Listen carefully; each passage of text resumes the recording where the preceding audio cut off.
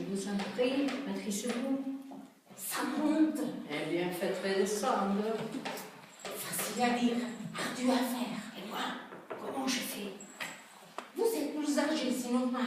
Là, je n'ai rien à voir à la faire. Vous en êtes vieux, moins ancré. C'est faux, absolument faux. Moi, quand on est jeune, j'ai crié moi. Plus on est vieux, plus on crie. Là, il est vrai.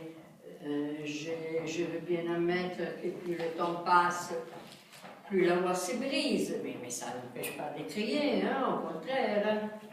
Alors, à quoi ça sert de crier si on ne vous entend pas? Vous allez la fermer, oui? Madame a raison, vous devrez la fermer, je voudrais dire la boucler. Je voudrais vous y voir.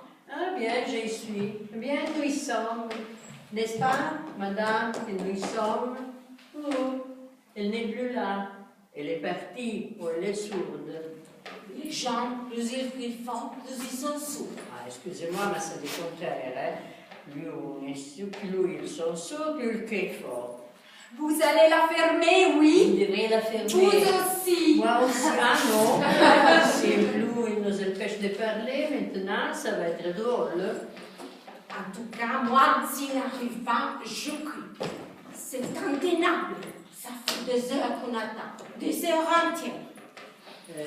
Madame, vous étiez là avant nous. Depuis combien de temps entendez-vous avant nous? C'est un scandale. Vous ne trouvez pas que c'est un scandale? Rien ne marche, rien ne fonctionne, on fonctionne à l'envers. On se demande à quoi ça sert les problèmes. Si ça sert à donner envie de crier. On a compris, on a compris. Ah. Moi, quand j'attends, je sais toujours combien de temps j'attends. C'est plus convenable. Pas vous? Pas vous? Il a peut-être eu un panneau ou un accident d'habitude. Ah, on n'attend pas si longtemps. D'habitude. On n'existe plus d'habitude. Tout change tous les temps. On n'a plus le temps des habitués. Les autobus n'ont jamais de panne ni d'accident. C'est statistique. Qu'est-ce que ça peut vous faire de savoir depuis combien de temps on est là, puisqu'on est là? Depuis combien de temps on attend, puisqu'on attend? À quoi ça sert? Quand même. Si ça sert, je vais vous dire. Moi, je sais qu'au bout d'un certain temps, je craque. Si je ne sais pas depuis combien de temps il y a un certain temps, comment voulez-vous que je sache quand je vais craquer? Quand je craque, je craque. Crac! Moi, c'est le contraire. Quand je crie, je craque. Crac! Moi, quand j'attends, quand je sais que j'attends, parce que si on ne sait pas qu'on attend, c'est tout à fait différent. Oui? Je n'écris pas, puisque j'attends. Moi, c'est le contraire. Moi aussi, ça m'énerverait plutôt d'attendre. Quand on attend, on fait quelque chose. C'est quand on ne fait rien quand on veut tuer. Ce n'est pas tout à fait faux. Hein? À condition de se concentrer sur son attente, de faire corps et âme avec elle, de s'y plonger tout entière, de s'y immerger. L'attente par immersion totale. Si on se détourne, c'est petit. Par exemple, si on va voir de vieilles pilles, on risque d'avoir envie de crier. Si on attend, non.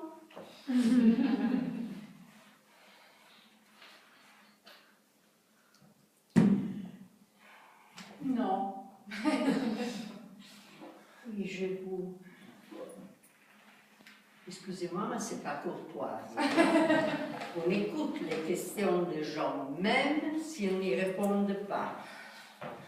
Ça y est, ça remonte. Si cet autobus n'arrive pas dans les 10 minutes qui suivent, je crie. Vous avez une montre. Je cassais la mienne. C'est pour savoir où les 10 minutes. Ce qu'il faut quand on attend, c'est attendre. Totalement. C'est se taire. N'être plus soi-même qu'on bloque l'attente. Ça me prend aussi. J'ai quelque chose qui monte. Je crois que je vais crier. Si vous criez, je crie aussi. Vous allez la fermer, oui. Vous devriez la fermer.